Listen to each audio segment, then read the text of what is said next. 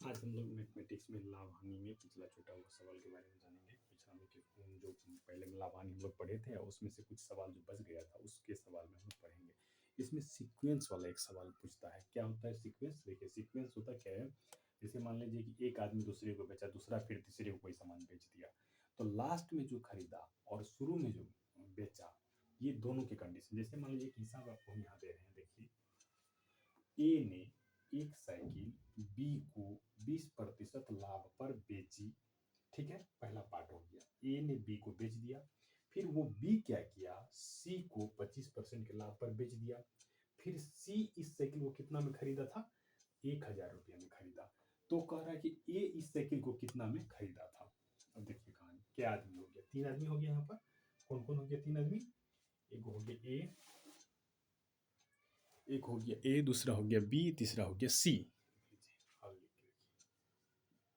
3 आदमी को एकदम इस तरह का सवाल जहां भी पूछे ऐसे बनाइएगा। आपके सीक्वेंस वाला सवाल है कि ए बी को बेचा, बी सी को बेचा, सी डी को बेचा। इसमें क्या होगा, कोई एक आदमी का दिया हुआ रहेगा, इसमें से सी का दिया हुआ है, सी खरीदा है कितना में वो दिया हुआ, बाकी ए का और बी का निकालना है। ए का निकालना है, तो ए का तब आप निकाल पाइएगा जब पहले बी का निकाल लीजिएगा। इसके लिए करना क्या है, देखिए ध्यान से। ए, फिर एक पार्ट है बी और एक पार्ट है सी, तीनों पार्ट देख लीजिए। इसमें से दिया हुआ कौन है, कौन खरीदा है? तो सी कितना में खरीदा वो दिया हुआ। कितना में खरीदा सी? 1000 रुपया में खरीदा। कितना में खरीदा? 1000 में सी खरीद लिया। देख लीजिए ध्यान से। अब सी 1000 में खरीदा, तो सी किससे खरीदा? तो सी खरीदा किससे? बी से खरीदा। किससे खरीदा? फिर बी किससे खरीदा? ए से खरीदा। पहले सी जो बी से खरीदा, तो कितना में खरीदा सी बी से? 1000 में। और बी इसको बेचा है कितना? इस हिसाब को बनाने के लिए याद रखिएगा, इस तरह के ए बी सी या कोई अन्य नाम, तो जो सबसे लास्ट में होगा उसको लेके पहले चलेंगे। सी का दिया हुआ था यहाँ पे, तो यहाँ पर क्या करा, 25% के लाभ पर बेचेगा। यहाँ पर ये 25% के लाभ पर ये बी क्या किया, इसको बेच दिया था। कितना के लाभ पर? 25% के कौन सी पर? लाभ पर। और ए इसको कितना में बेचा था? 20% के कौन सी पर? लाभ पर। ये ध्यान दें, ये 3 कंडीशन। इस तरह का हिसाब को आप तीनों पार्ट में ए बी सी लिख दीजिए, बस हो गया, पार्ट आपका क्लियर है। अब ए मान लीजिए बी जो बेचा, सी खरीदा, तो बी का विक्रय मूल्य, सी का कौन मूल्य? खरीद मूल्य, क्रय मूल्य। याद रखिएगा यहाँ पर ट्रिक क्या करा, कह रहा है कि 1000 रुपये में खरीदा, सी खरीदा बी से, मतलब ये सी का जो विक्रय मूल्य होगा वो बी का क्या होगा, सॉरी सी का जो क्रय मूल्य होगा वो बी का क्या होगा? विक्रय मूल्य होगा। मतलब जितना में खरीदा वो इतना में बेचा। तो यहाँ पर क्या लिखेंगे हम, पहले दिया हुआ क्या है इस पूरा हिसाब में, एक वो दिया हुआ है सी का क्रय मूल्य दिया हुआ। किसका? तो सी का क्रय मूल्य। तो क्या करेंगे, यहाँ लिखेंगे कौन सी? सी का कौन सी? क्रय मूल्य बराबर कितना? 1000 रुपये। ठीक है, अब देख लीजिए, इस सी का जो क्रय मूल्य 1000 रुपया है, खरीदा है सी, तो बी का विक्रय मूल्य हो जाएगा 1000। यानी ई बेचा तब ना 1000 में किना, तो ई बेच दिया 1000 में, तो 1000 में खरीद लिया, तो उसका खरीद मूल्य 1000। इसका उसका जो खरीद मूल्य होगा लास्ट वाला का, बीच वाला का कौन मूल्य हो जाएगा? विक्रय मूल्य हो जाएगा। इसका विक्रय मूल्य कितना हो जाएगा? देख लीजिए ध्यान से, 1000 रुपया। समझे कैसे हुआ? ध्यान दीजिएगा, एकदम ट्रिकी, यही पे हिसाब बन जाएगा। जितना में बेचा तो वो इतना में खरीदा, इसका मतलब 1000 में खरीदा, तो ये बेचा कितना में? 1000 में। विक्रय मूल्य निकल गया इसका। इसका कौन मूल्य निकालना हमको? क्रय मूल्य निकालना। किसका?